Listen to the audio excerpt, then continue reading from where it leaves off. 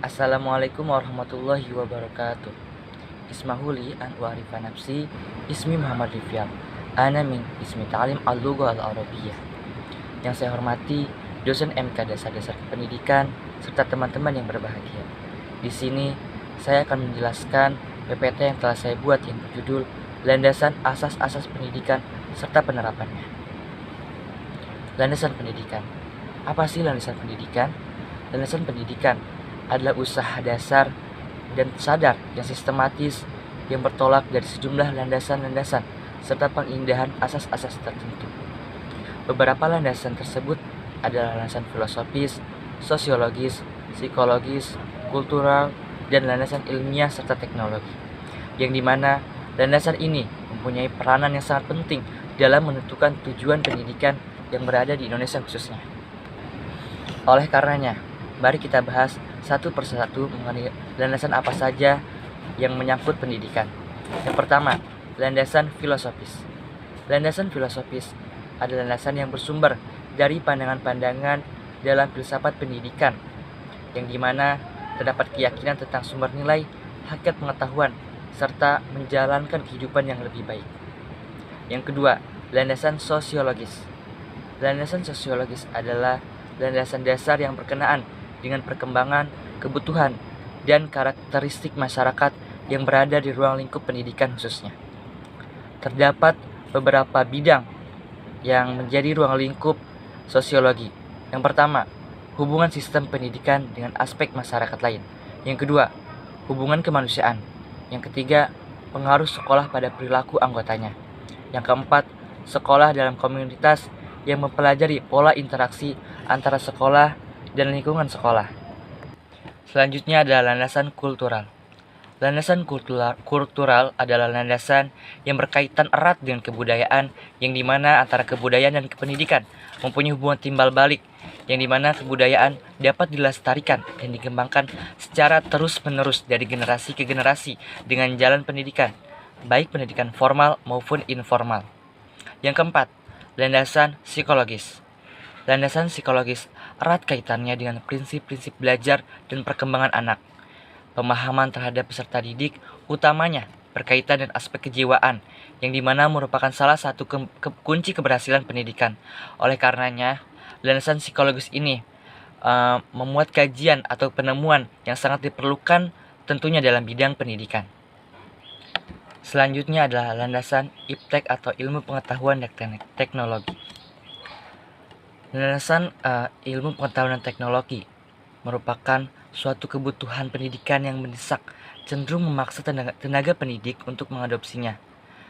Teknologi dari berbagai penyelenggaraan ini berkaitan erat dengan proses penyaluran pengetahuan, haruslah mendapat perhatian yang khusus dan proporsional yang dimasukkan ke dalam bahan ajaran. Dan dengan demikian, pendidikan bukan hanya berperan dalam pewarasan IPTEK, tetapi juga ikut menyiapkan manusia yang sadar IPTEK dan sebagai calon pakar IPTEK tersebut.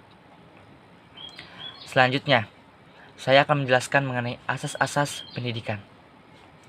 Asas pendidikan merupakan sesuatu kebenaran yang menjadi dasar atau tumpuan berpikir, baik pada tahap perancangan maupun pelaksanaan pendidikan. Khususnya di Indonesia sendiri, terdapat beberapa asas pendidikan yang memberi arah dalam merancang dan melaksanakan pendidikan. Di antara asas tersebut adalah asas Tutwuri Handayani, asas belajar sepanjang hayat, dan asas kemandirian dalam belajar, yang dimana nanti akan saya jelaskan satu per satu mengenai asas-asas pendidikan yang khususnya ada di Indonesia. Yang pertama adalah asas Tutwuri Handayani. Sebagai asas pertama, Tutwuri Handayani merupakan inti dari sistem Among perguruan. Asas yang dikumenangkan oleh tokoh pendidikan yaitu Ki Hajar Dewantara, yang kemudian dikembangkan oleh Dr. Randos RMP Sosrokartono dengan menambahkan dua semboyan, yaitu Ing Ngarso Sungtulodo dan Ing Madyo Mangunkarso. Yang kedua, asas belajar sepanjang hayat. Asas belajar sepanjang hayat atau lifelong learning merupakan sudut pandang dari sisi lain terhadap pendidikan seumur hidup atau lifelong education. Kurikulum yang dapat merancang dan diimplementasikan dengan memperhatikan dua dimensi yaitu dimensi vertikal dan dimensi horizontal. Apa saja sih dimensi vertikal dan horizontal tersebut? Dimensi vertikal dari kurikulum sekolah meliputi keterkaitan. Selanjutnya yaitu dimensi vertikal. Dimensi vertikal yakni dari kurikulum sekolah meliputi keterkaitan dan kesinambungan antar tingkatan persekolahan dan keterkaitan dengan kehidupan peserta didik di masa depan. Dimensi horizontal dari kurikulum sekolah yaitu keterkaitan antara pengalaman belajar peserta didik di sekolah dengan pengalaman peserta didik yang berada di luar sekolah. Selanjutnya yaitu asas kemandirian dalam belajar. Dalam kegiatan belajar mengajar, sedini mungkin dikembangkan kemandirian dalam belajar dengan menghindari campur tangan guru, namun guru selalu siap untuk ulur tangan bila diperlukan. Oleh karenanya, dewasa ini tenaga pengajar haruslah lebih bijak dan tidak lagi selalu mengedepankan pengajaran dengan cara ceramah atau hanya guru yang berbicara di depan kelas, melainkan mengajak peserta didik dan anak-anak untuk lebih aktif, lebih kreatif, dan lebih critical thinking dalam menyampaikan berbagai materi-materi yang berada di kelas. Oleh karenanya, kemandirian dalam belajar ini sangatlah penting ditumbuhkan dan disalurkan kepada peserta-peserta didik agar nantinya peserta didik ini terlatih untuk lebih mandiri dalam belajar dan bisa menghadapi permasalahan-permasalahan yang nantinya akan dihadapi di masa yang akan mendatang. Nah, perwujudan asas kemandirian dalam belajar juga akan menempatkan guru dalam peran utama sebagai fasilitator dan motivator. Salah satu pendekatan yang memberikan peluang dalam melatih kemandirian belajar peserta didik adalah sistem CBSA atau cara belajar siswa aktif. Pembahasan selanjutnya yakni mengenai penerapan asas-asas pendidikan, yang dimana asas pendidikan merupakan dasar tumpuan berpikir yang menjadi utamanya pelaksanaan pendidikan. Pandangan tentang hakikat manusia merupakan tumpuan berpikir yang sangat penting dalam pendidikan. Untuk memberi gambaran bagaimana penerapan asas-asas tersebut di atas berturut-turut, mari kita akan jelaskan satu persatu. Yang pertama, mengenai keadaan yang ditemui sekarang. Yang kedua, permasalahan yang ada. Yang ketiga, pengembangan penerapan asas-asas pendidikan yang berada di sekolah. Yang pertama, mengenai keadaan yang ditemui sekarang. Dalam kaitan asas belajar sepanjang hayat, dapat dikemukakan beberapa keadaan yang ditemui sekarang. Yang pertama, usaha pemerintah memperluas kesempatan belajar telah mengalami peningkatan. Terbukti dengan semakin banyaknya peserta didik dari tahun ke tahun yang dapat ditampung baik dalam lembaga pendidikan formal, non-formal, dan informal.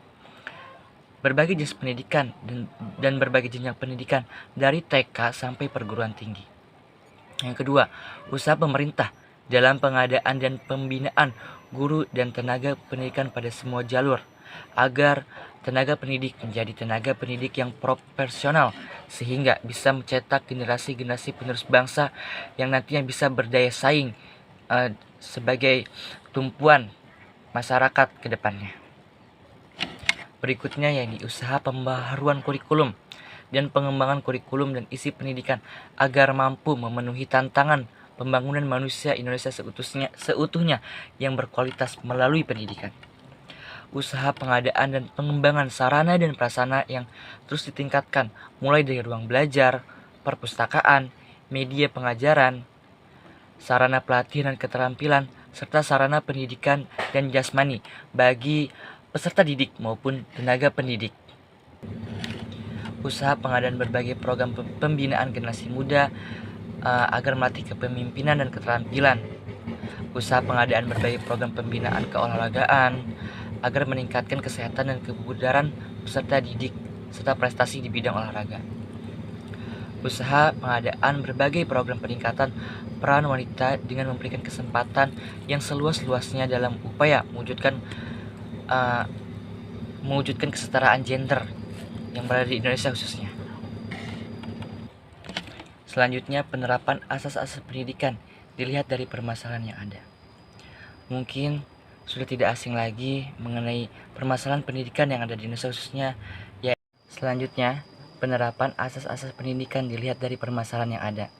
Yang dimana permasalahan pendidikan yang khususnya di Indonesia salah satunya yaitu pemerataan pendidikan, yang dimana masih ada beberapa wilayah atau daerah yang masih tertinggal terkait pendidikan ini. Oleh karenanya, ini menjadi perhatian pemerintah agar kedepannya lebih ditingkatkan lagi dan lebih merata pendidikan di Indonesia.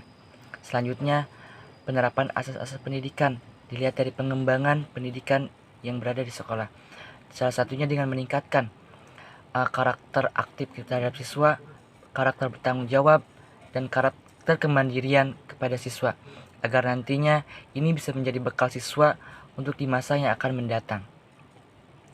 Baik teman-teman, mungkin hanya itu yang dapat saya sampaikan. Kurang dan lebihnya mohon maaf. Syukron ala ihtimamikum. Wassalamualaikum warahmatullahi wabarakatuh.